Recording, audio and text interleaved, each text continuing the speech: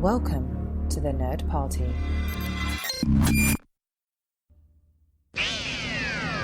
They can travel anywhere in time and space. Right. This is gonna be fun. Up we go into time and space!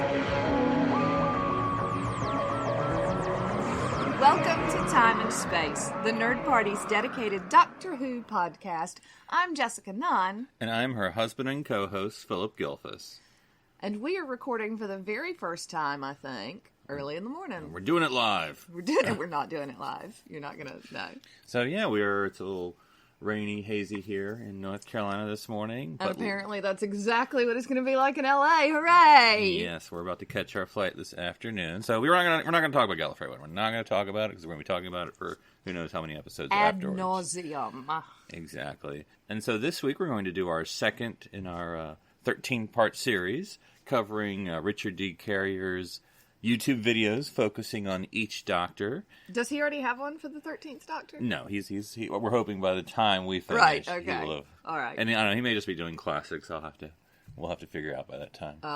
Yes. Fun. We're giving you pressure, Richard. So. Yes, the pressure is now on. We need you. But yes, this will be for his video. If you want to find it on YouTube, it is Doctor Who Review Part 3, the Patrick Troughton era, of course, the second Doctor. And I thought this was an interesting video because it seemed to cover a sort of different dynamics. The first Doctor seemed to be just the first Doctor, but he seemed to kind of go into some different themes in this one. But I think the biggest theme, of course, one we may take it for granted, but of course the big thing was the second Doctor was the first regeneration. Yes. Yeah, and listening to him talk, and of course I've considered this many times before, but the foresight in this, Richard Carrier talks about the fact that they had considered getting somebody who sort of looks like the first Doctor, and then sort of threw that out the window and said, no, we're going to make a completely different Doctor. And the foresight involved in that of we can keep doing this is just absolutely breathtaking. To the British audience of that time, I before the age of Twitter and everything else, what was the fan reaction to, like, but what? Yeah. It's like changing the host of a talk show or something, right. Which obviously these days is done all the time, but for an actual character that has clearly caught the hearts and minds of people. It's like going to the theater to see Doctor Who, and it's like, for this production, Doctor Who will be playing live. Yes. Pay tickets for this. Yes, and I assume if Twitter existed at that point, the hashtag would have been not my doctor. Yeah, where's my doctor? Yeah. Patrick Troughton's not my doctor. Yeah. But yeah, and again, we know it now, but, right, how would he be the same? Would he be different? And he's pretty different. I mean, not radically, but pretty different. I mean, he's not a tetchy old man. And it's such a leap of faith, right, for the people running the show of, yes, this crazy, zany, ridiculous idea is going to work. Off we pop. And we watched The Power of the Daleks, of course, the animated version, some time ago. But I thought it was interesting. I mean, I guess this is sort of as read, but nevertheless, good writing that you had Polly take the position like, oh, well, I guess that's the Doctor, and Ben being like, no who was this crazy man? Hashtag not my doctor. Exactly. So you then had them, basically playing two sides of the audience, and of course by the end Ben had accepted it, but it was sort of interesting to give that actual feel to the companions of how do we accept this? Yes. Yeah, and while I think the companions have always been the audience, the stand-in for the audience, this really gives them a chance to explore that outside the plot line itself, if that makes sense. And then as far as how Richard was describing the second Doctor, what did we think of the actual Pat Troughton Doctor himself? The Charlie Chaplin-esque? Yes. Patrick Troughton was quite handsome. Yeah. I mean, some of the stills, the black and white photos, the headshots that were in the YouTube video. Yeah, he was certainly a dashing young man. Yeah. It's that hair. Mm-hmm. It's the hair that screws it up. Yeah, I don't, and again, this is such a, okay, we've got this tetchy old man playing the Doctor. Let's make the next one kind of goofy. Yeah. It's just such a mind-blown kind of out-of-the-box thinking. And I think, one thing that the video talks about is the second Doctor, or the Pat Troughton legacy in Doctor Who for all the Doctors. And I think it's true because a controversial statement, but what Richard says in the video, that in many ways the second Doctor is the biggest Doctor. I forget what the exact words he used than the first Doctor because of how much it's been used by all the other Doctors. Yes, he specifically cites the seventh Doctor and the 11th, Matt Smith, yeah. And we've spent a lot of time talking about Matt Smith's physicality. Although, when we watched we talked about, it was the 4 and 7. Yeah, that was the seventh Doctor, wasn't it? Again, that physicality that Patrick Troughton brings to it. Yeah, because I think with the second Doctor, the costume, because the first Doctor sort of had your, I don't know, is it Edwardian, Victorian, whatever he's wearing. Yeah. But anyway, you had the gentleman.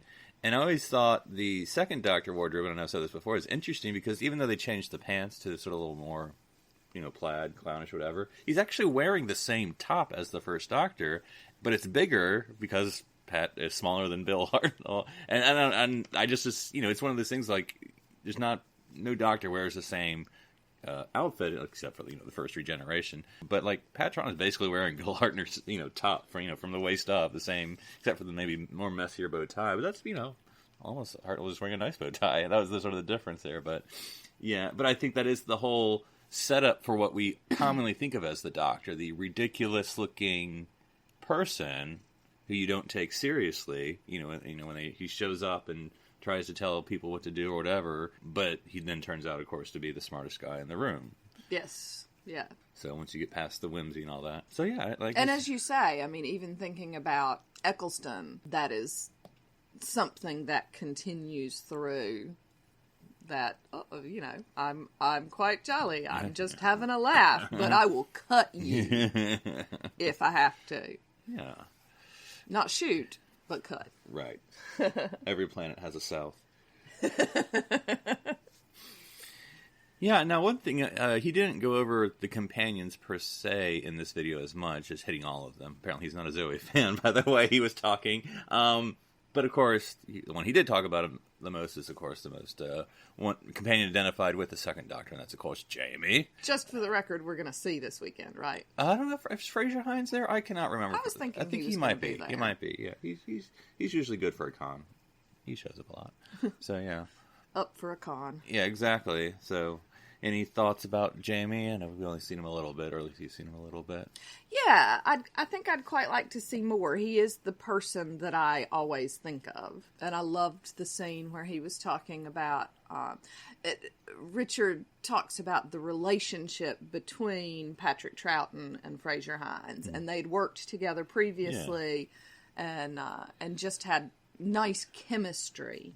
And then showed the scene where who's the Victoria? Yes. And she's in this short skirt and she's concerned about it, and the Doctor's like, look at Jamie's skirt.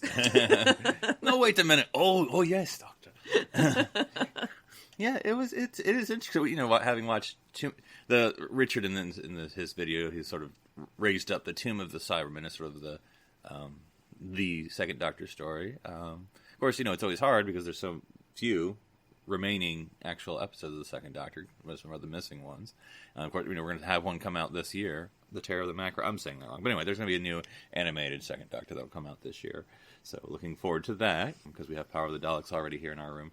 But yeah, the Tomb of the Cybermen, Richard is like, there are some problematic areas. Yes. but besides that, it's a good Which again, I find serial. very interesting, considering how diverse the writer's room is with Who from the very beginning. It's very interesting how they choose to portray that on stage. Right. And I'm not one to sling arrows. America has its own problems. But, but I think, Britain's had the, at least on pop culture in the 60s and onward, it has a bit of a colonial vestiges of people of color representation. Yeah. Now, one thing that in this video, it's not a criticism, but Richard does go off on a tangent about the Cybermen. Nothing wrong with that. But he just sort of eased back into the First Doctor a little bit for this. But, for those who want to talk about the Cybermen, there was some interesting stuff in there because they first appear, of course, in the 10th planet, the First Doctor's last hurrah, and then Tomb of the Cybermen and some other ones. So what do you think of sort of his Cybermen discussion about, Doctor Who trying to create a villain that would be as cool as the Daleks? Yeah, I mean, I certainly think that they are second in the iconic Doctor Who monster list. Mm-hmm. They are the ones that reappear over and over and over again. And he talks about how they're potentially even scarier than the Daleks because it could happen to you. Right. Kind of thing. The Cybermen are integrate the humans rather than exterminate the humans. That should be their saying. They should be like integrate like that in that voice. You should talk to. We're not getting to have coffee with Nicholas. What's his name? Briggs. Yeah, but maybe we can slip him a note and make that suggestion. That people just yell at him for things to say. It's just for an hour he's on the stage. People just say. Integrate. But yeah, the idea that the Cybermen don't just kill their prey like the Daleks do, but actually take them and make them their own. Yeah, and the fear of technology has always been in the culture. Yes. And then with sci-fi and, which, being a Star Trek fan, usually we portray, Star Trek usually portrays technology as a good thing. But a lot of sci-fi can do it as something to worry about. And, that's always an interesting discussion to have. And so the Cybermen have embraced the synthetic, much like the Borg. So, yeah, but it's an interesting thought of where that leads and all that and what you lose and what you. Yeah. And to be honest, I think Doctor Who tends to find a balance. There's a whole lot of technology, i.e. the TARDIS, that's really good technology, or at least positive technology. So I think it should be tempered with, but sometimes it gets out of control, yo. Mm-hmm. And then one thing, because I think it seemed like Richard enjoys the Second Doctor on his video, but one thing he was sort of mourning about the Second Doctor serials was that in the First Doctor sort of established the more education, the historicals, and that the Second Doctor tended to be a little bit more with the monsters. And, did we lose anything veering away from the education? I think we slide back into it some, particularly with the Third Doctor, because his companion's a scientist at the beginning. So, and because he's stuck on Earth. So I think we go back to it. Although we don't get the historicals again, still. And it'll take a little while to slide back into that. But not terribly. Like the Fourth Doctor. That was actually the Third Doctor. Sarah Jane's episode is what if I'm trying to go inside your brain right now. Yeah, that's the one I was thinking about. Was it the Third Doctor? Yeah, that was Sarah Jane's first episode. So they will slide back into that. And I think... It's the one with the Sontaran? Yes. Yeah. But I do think that this gives Doctor Who such a broad range of things to play with. And we see that specifically with the 13th Doctor, where it's very, very explicit. You either have historical or Monster of the Week. And that's incredibly, the lines are very, very broadly drawn in the 13th Doctor with that. Another theme that he examines, that, because he doesn't say this, but I sort of took away from this video that, while the First Doctor established things, the Second Doctor established a lot of broader themes that have maintained or stayed with the program for over 50 plus years. Stick with the program, yo. Yep, and one was the Base Under Siege story that the Second Doctor sort of, that has been repeated, ad nauseum, some might say, throughout Doctor Who of, the Doctor comes into a station or a base or whatever, then there's the bad guys, and the bad guys are coming. Of course, that was the 10th planet with the First Doctor as well, but nevertheless, he was sort of saying that really developed under the Second Doctor, which has stayed with us, ever since. Yes, it happens a lot. But that's sort of the premise of the Doctor as well, isn't it? The TARDIS takes him where he's needed. But yeah, it was one of the things, there was a recent article in Doctor Who magazine where they did find some audio tracks from Doctor Who episodes. I can't remember which ones they were.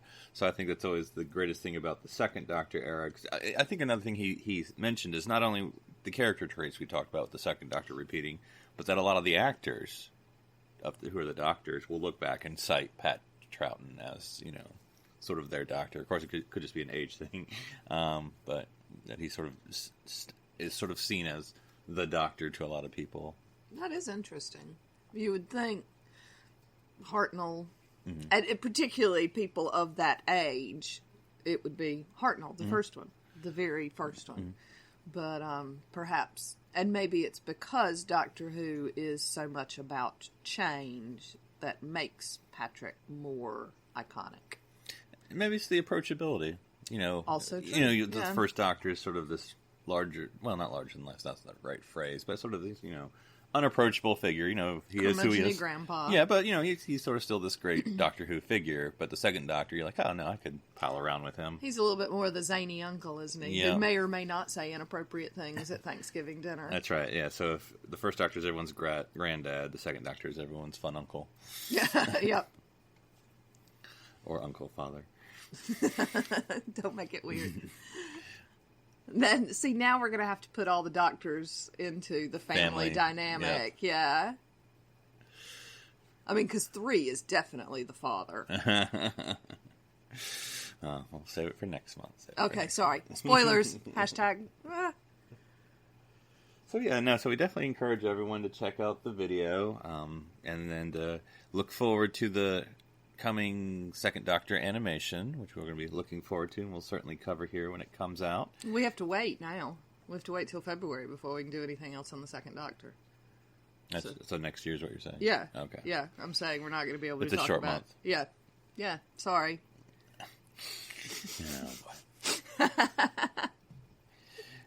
Well, I know this is a short discussion of the Second Doctor, but any final thoughts before we get into our library moment? I don't think that we talked about the recorder enough. Okay. I mean, I don't have anything to say. I just feel like we need to talk about it more. You want to put the recorder on the record? Yeah, I want to put the... Don't be weird. You're such a strange man. Yeah. But also, such a bizarre... and a recorder. It's just such a strange choice. Is he the first... I think he also mentioned that he's the first one with pockets that actually come in handy. Does that sound right? I wonder, I don't know, for some reason I can't think of a specific time, but he sort of seems that, again, this is such a trope now in Doctor Who, but he seems like the first Doctor who would, put stuff in put his hand in his pocket and come out with something random. Yes, yeah. Oh, that's where I left that. Yeah. Richard III's hanky. Something. Yes. I don't know. Wonder where that fellow ended up. All right. Well, with that, we're going to journey into the TARDIS library. When you close your eyes, I go to the library. Go to the library now. Well, speaking of individual doctors and the change in their beginnings, we're going to be covering a Big Finish production, and it is the first appearance of a doctor, of this particular doctor, into Big Finish. Finally, because we thought we'd listened to the first one already, and we hadn't done. No. But we're going to be talking about Storm Warning, the 8th Doctor, Big Finish adventure, which premiered January 2001. And Darlene, would you like to read the synopsis? Yes, please. October 1930. His Majesty's airship, the R-101, sets off on her maiden voyage to the farthest flung reaches of the British Empire, carrying the brightest lights of the Imperial fleet, carrying the hopes and dreams of a breathless nation. Not to mention a ruthless spy with a top-secret mission, a mysterious passenger who appears nowhere on the crew list, a would-be adventuress destined for the Singapore Hilton, and a Time Lord from the planet Gallifrey. There's a storm coming. There's something unspeakable, something with wings crawling across the stern. Thousands of feet high in the blackening sky, the crew of the R-101 brace themselves. When the storm breaks, their lives won't be all that's at stake. The future of the galaxy will be hanging by a thread. I believe if you do background music, we can do that. I know, right? I'm going to ask you to put that in post. Right. Post-haste. Post-haste. Well, no, it doesn't have to be quick. It just needs to be done. Right. So what do you think of the 8th Doctor's premiere? Yeah. So, just a little bit of whatever. So, the movie was 96, and this came out 2001. So this would have been his 5 years later. Reclaiming the role, and I've been interested in how they sort of sold it to hey, Paul, we'd like you to try again, maybe, see what we can do here. But we don't want your face. Yeah, I liked it. A little bit historical, a little bit monster of the week. Yeah, though in some ways, I mean, this is just my ignorance. Like, I haven't wikied this thing yet. It's a real event, but I don't. Just them saying airship, I'm like, this isn't a real thing, is it? Right? Yeah, no, I've just wikied it because when we were listening to it, I was like, I don't know this story. I need to know if it's true, and it totally is. Yes. So presumably not the flying saucer bit, but no. Completed in 1929. First flight, 14th of October, 1929. Crashed in France during its maiden overseas voyage on the 5th of October, 1930, killing 48 of the 54 people on board.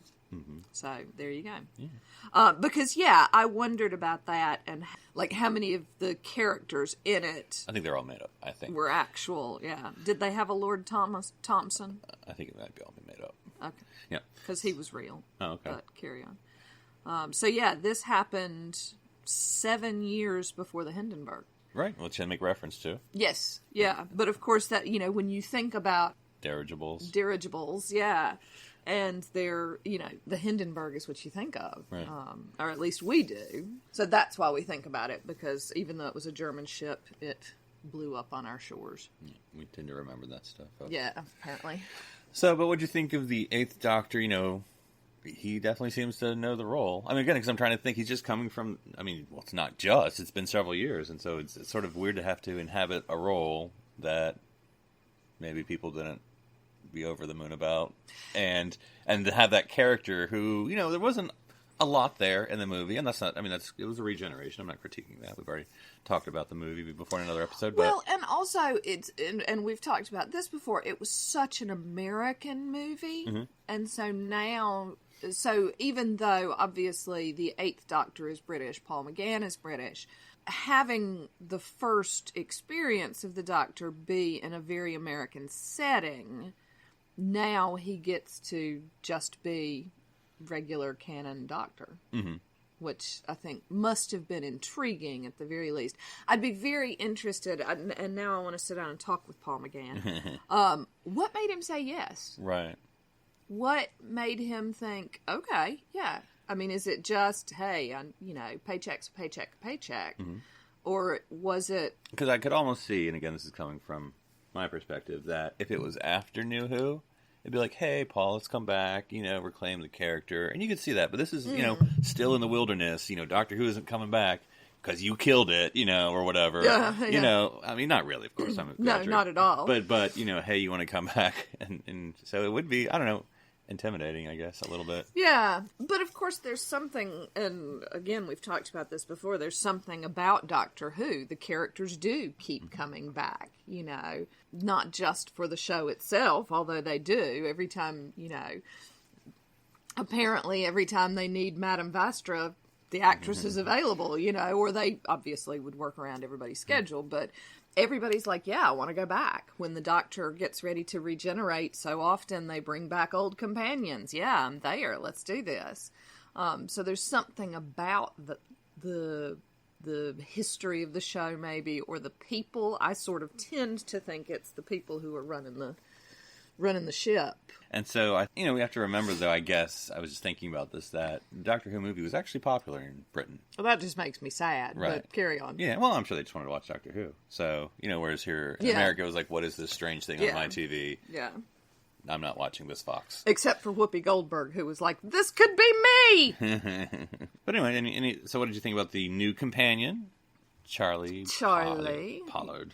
Yeah, she's an interesting one, isn't she? I wish she'd quit calling herself an adventuress, but... Edwardian adventuress. Yes. But yeah, brave. I sort of feel like both of... Are there just two? Do we just have two companions for the Eighth Doctor in the... I mean, we've just... Don't quote me. Yeah, we've just met Charlie and... What's her name? Right. Lucy. Yes. But both of them are quite... I'd hate to use the word plucky, because that feels really condescending, but, neither of them are shrinking violets in any way, shape, or form. and that, of course, is always nice to see. And this story kept my attention. For some reason, and I guess just because it's early days, I don't know how long it was, but it does sort of maintain the classic Who of its 4 parts, cliffhanger at each end of the part, except for the 4th one. You pretty much know what happens then. But anyway, but that was an interesting construction to kind of maintain that classic era, which again, it always makes the 8th Doctor, like, what do you call him, classic or new, or he's always that in-between figure of Doctor. The Bridge. We call him the Bridge. No, that's the Brigadier. It's different. Oh, right. Yeah. Sorry. No, I misspoke. Yes. And I always mispronounce that. It's weird. Exactly. So, but I did like the overall story. It was interesting how characters did turn out differently. The Lord Hamlin, or whatever his name was, like, he was sort of put off as him as a character, but then he kind of stepped up later as things went on. The aliens were an interesting thought experiment from a writing perspective. Yeah, I could go either way, whether it's successful or not, but I get that they tried, and it was interestingly enough what they were going for. Yes. Yeah. And but yeah, it was good.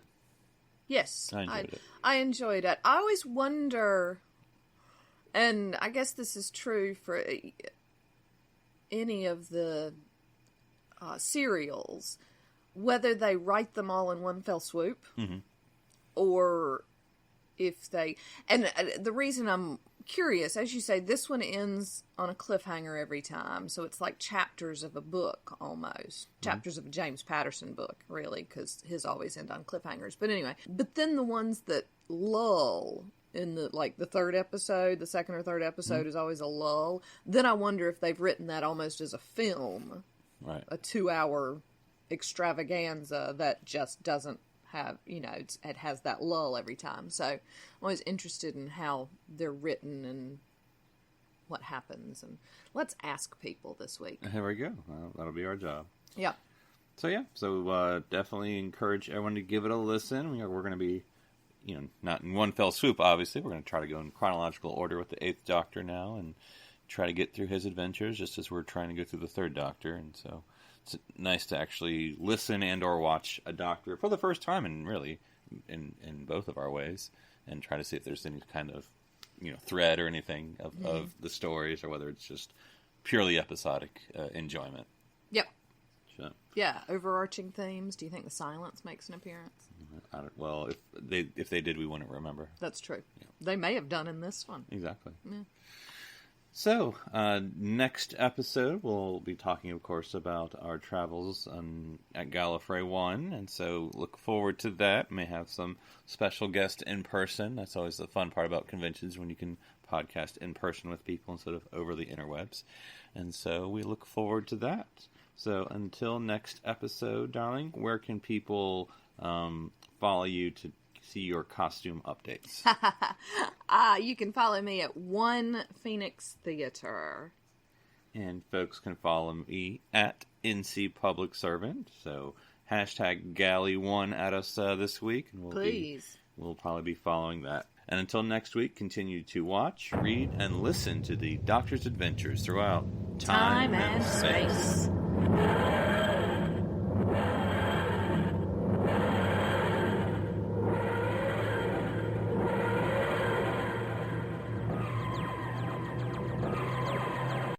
This is BBC Television.